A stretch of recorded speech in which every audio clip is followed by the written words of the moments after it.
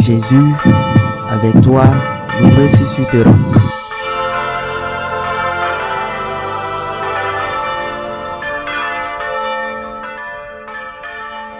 En ce temps-là, Jésus disait à ses disciples, « Si vous m'aimez, vous garderez mes commandements. Moi, je prierai le Père, et il vous donnera un autre défenseur qui sera pour toujours avec vous. Si quelqu'un m'aime et garde ma parole, mon Père l'aimera. Nous viendrons vers lui, et chez lui, nous nous ferons une demeure. Celui qui ne m'aime pas ne garde pas mes paroles. Or, la parole que vous entendez n'est pas de moi. Elle est du Père qui m'a envoyé. Je vous parle ainsi, tant que je demeure avec vous, mais le défenseur, l'Esprit Saint que le Père enverra en mon nom, lui vous enseignera tout, et il vous fera souvenir tout ce que je vous ai dit. Acclamons la parole de Dieu. Tout d'abord, bonne fête de Pentecôte, joyeux jour du Saint-Esprit. On s'en souvient rarement, mais moi je me souviens de cette encyclique de Saint Jean-Paul II sur l'Esprit Saint, où il disait que c'était le Dieu inconnu, reprenant l'expression qu'il avait utilisée en parlant de Jésus-Christ et de l'Aréopage d'Athènes. Très peu de fois nous parlons à l'Esprit Saint, ou très peu de fois nous lui demandons de l'aide. Il est Dieu, il est la troisième personne de la Sainte Trinité, Dieu le Saint-Esprit, distinct du Père et du Fils, mais qui forment une unité, partageant l'unique nature divine. Il est distinct du Père, mais nous faisons allusion à l'Esprit Saint surtout dans le Credo. Ne l'oublions pas. L'Esprit Saint est, comme le disait Saint Jean-Paul II, le Dieu inconnu. C'est pourquoi je voudrais aujourd'hui, même si l'homélie est un peu plus longue, faire une catéchèse. Et vous pouvez certainement y apprendre beaucoup de choses. Ce ne sera pas une conférence, mais cela reste une homélie sur les dons de l'Esprit Saint. Je ne parle pas des 7 dons de l'Esprit Saint, mais de ce que le Seigneur nous a enseigné à son sujet et de ce que nous devons donc lui demander. Commençons par le don de la consolation, que le Saint-Esprit est consolateur, aussi appelé Paraclet. Nous en avons besoin. Il y a des moments où nous traînons les pieds à cause de la fatigue, de la déception, de la douleur physique, des problèmes non résolus, des absences ou des blessures ouvertes qui ne guérissent jamais. Consolateur. Nous devons demander du réconfort au Saint-Esprit. Nous ne sommes pas Superman. Nous savons très bien que Superman n'existe pas. Nous sommes des êtres humains fragiles, faits de chair et de sang. Et souvent, nous ne pouvons pas supporter le fardeau que Dieu a laissé peser sur nos épaules. L'Esprit Saint réconforte. C'était le premier don. Deuxième don du Saint-Esprit, l'enseignement. Jésus dit qu'il vous enseignera tout.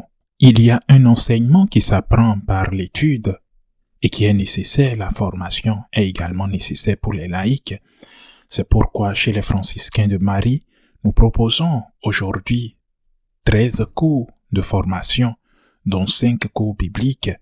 L'éducation est nécessaire, mais il y a un enseignement que l'Esprit Saint dépose en vous. Cet enseignement est très important et vous aide, même sans éducation, à exprimer qui est Dieu et à défendre le Christ au cœur du monde, que ce soit chez vous ou sur une place publique. Il faut s'instruire, étudier, lire, mais il faut aussi demander à l'Esprit Saint de mettre dans nos cœurs ou dans notre bouche la vérité. Les enseignements de l'Église, en général, considèrent comme l'enseignement du peuple de Dieu et que le sensu fideis, ce sens de la foi du peuple, est un fruit de l'Esprit Saint. Par conséquent, consolation et enseignement. Il y a une autre chose que nous pouvons demander à l'Esprit Saint, liée à l'enseignement, c'est la défense de Jésus, le courage de défendre Jésus, mais aussi notre propre défense, car parfois nous sommes attaqués, nous avons besoin d'enseignement pour argumenter en faveur du Christ, en faveur de l'Église, en faveur de la Sainte Vierge Marie. Mais nous avons besoin de notre propre défense, car en défendant Jésus, nous sommes attaqués et cela requiert de la sagesse, une certaine ruse divine pour savoir quand parler ou se taire, quand dire quelque chose ou quand attendre, parce que ce n'est pas le moment opportun de le dire. Ensuite, ce que vous avez à dire, j'insiste, non seulement en fonction de ce que vous savez, mais en fonction de votre besoin de vous défendre et de vous défendre contre qui? Contre le malin. C'est Jésus lui-même qui le dit. Lorsque vous comparaîtrez devant les hommes, ne vous souciez pas de ce que vous avez à dire, car le Saint-Esprit vous dira ce que vous aurez à dire à ce moment-là, au moment où vous êtes en train d'être jugé. Lorsque vous comparez devant les hommes, ne vous souciez pas de ce que vous allez dire, car l'Esprit Saint vous dira tout. Donc, consolation, enseignement, formation, défense. Mais il y a un autre don très important lié à l'évangélisation. Évangéliser, c'est-à-dire avoir du courage, perdre la peur de ce que les autres diront, perdre la peur d'affronter les autres, perdre la peur d'affronter sa propre maison, perdre la peur d'affronter les gens dans sa propre maison, au travail, dans l'église, perdre la peur de pouvoir évangéliser, porter le message du Christ, la bonne nouvelle du Christ. Je le répète encore une fois, la seule nouvelle qui mérite vraiment le nom de bonne nouvelle. Le Christ est ressuscité, il y a la vie éternelle.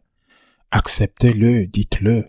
Tant de gens s'inquiètent sur leur avenir, pas seulement du remboursement de leurs prêts immobiliers, de leur emploi ou de leur liberté publique, mais aussi de leur avenir à l'heure de la mort, de leur avenir au moment de la maladie, de la séparation d'avec leurs proches.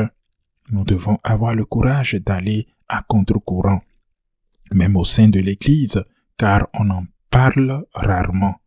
Évangéliser, c'est-à-dire proclamer la bonne nouvelle. Je me souviens d'une citation de Julián María dans les années de la première période post-conciliaire en Espagne.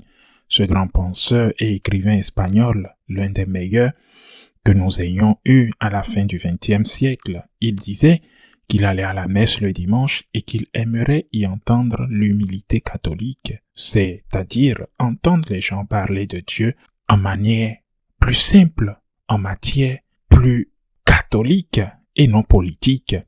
Parler de Dieu, c'est évangéliser. Le mot évangile signifie bonne nouvelle, proclamer la bonne nouvelle sans crainte d'être montré du doigt. Je le répète, à la maison, au travail, avec des amis au sein de l'Église. Le dire sans peur. Où la persécution est bien plus dure qu'à l'extérieur. Évangéliser, c'est avoir le courage de proclamer le message de Jésus-Christ, la personne de Jésus-Christ, de dire, même si nous sommes pécheurs, je suis amoureux de Jésus-Christ. 4 dons que nous pouvons demander au Saint-Esprit: réconfort, formation, enseignement, défense, courage pour évangéliser. Et tout cela dans quel but et pourquoi? Le grand don du Saint-Esprit est la sanctification. Nous disons du Père qu'il est le Créateur, celui qui crée. Nous disons du Fils qu'il est le Rédempteur, celui qui rachète, et du Saint-Esprit qu'il est le sanctificateur. Et que signifie sanctification? Ou pour le dire autrement, celui qui séduit. En fin de compte, tu dois tendre vers cela, être saint. Soyez saints comme votre Père céleste est saint, nous disait Jésus. Et cela ne peut se faire que si, bien sûr, nous nous purifions de nos péchés. Nous relevons chaque fois que nous tombons, mais si nous le faisons parce que nous sommes remplis d'amour, c'est très important. Faites le bien par amour. Faites des actions concrètes par amour. Mettez-y de l'amour. L'amour, c'est très important. Je cite à nouveau la prière de Saint Augustin que j'aime tant. Donne-moi de l'amour ma vie, je crierai vers toi, car en me donnant de l'amour, tu t'en réjouiras. Je suis venu apporter le feu sur la terre, dit Jésus, le feu. Et il semble qu'il n'y ait plus de braise, que tout soit terne et fatigué dans nos cœurs, que nous ayons vieilli, parfois même très jeunes. Feu, Esprit Saint, allume en moi le feu de ton amour. C'est pourquoi il est représenté par la couleur rouge, car ces flammes de feu qui sont tombées sur la Vierge Marie et les apôtres la nuit de la Pentecôte représentaient cela, le feu de l'amour pour Dieu, la sanctification. Sanctifie-moi, fais-moi tomber amoureux de toi, du Fils, de l'Esprit, du Père. Fais-moi tomber amoureux de la Vierge. Sanctifie-moi, aide-moi à désirer le bien et à détester le mal. Consolateur, il est le consolateur, il est l'enseignant. Il t'enseignera tout, nous disait Jésus. La défense, l'esprit de défense, l'évangélisation, la mission. Et pour cela, le courage et la sainteté sont nécessaires. Le premier est nécessaire et également le second, car nous avons besoin d'être réconfortés, de courage, d'être défendus, d'avoir de la sagesse, mais tout cela pour aimer davantage Dieu, pour l'amour qu'il nous a donné comme une réponse de gratitude pour l'amour de Dieu. Esprit Saint, viens, fais descendre ta lumière sur moi, fais descendre ta lumière du ciel, comme nous venons de l'entendre dans la séquence. Allume en moi le feu de ton amour afin que j'aime.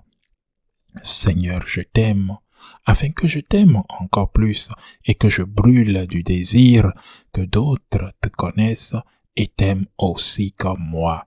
Ainsi soit-il.